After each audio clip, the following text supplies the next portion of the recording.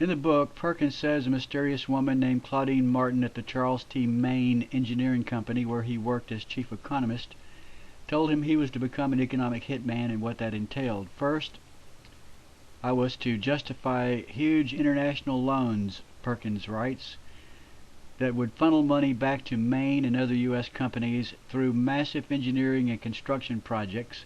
Second, I would work to bankrupt the countries that received these loans after they had paid Maine and the other U.S. contractors, of course, so they would be forever beholden to the creditors, and so they would present easy targets when we needed favors, including military bases, UN votes, or access to oil and other natural resources.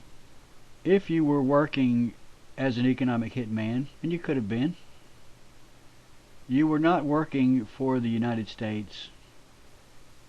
You were most likely being used by communists connected with the UN, the United Nations. God only knows what I'd be without. God only knows what I'd be without. God only knows what I'd be without. God only knows what I'd be without. God only knows.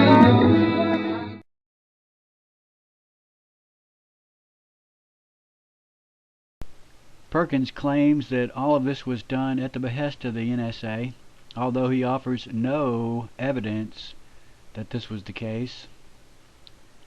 Nowhere in his book does he claim that anyone at the NSA gave him any written or verbal directions.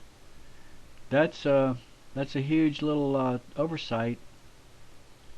You don't provide any connections to the NSA except your word.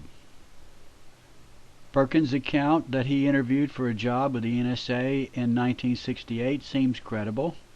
He says he was trying to avoid being drafted during the war in Vietnam, and that a close friend of his father-in-law worked at the NSA, told him that NSA employees received draft deferments, and set up an interview for him. Perkins says he received a job offer from NSA, but decided instead to join the Peace Corps, which also made him eligible for a draft deferment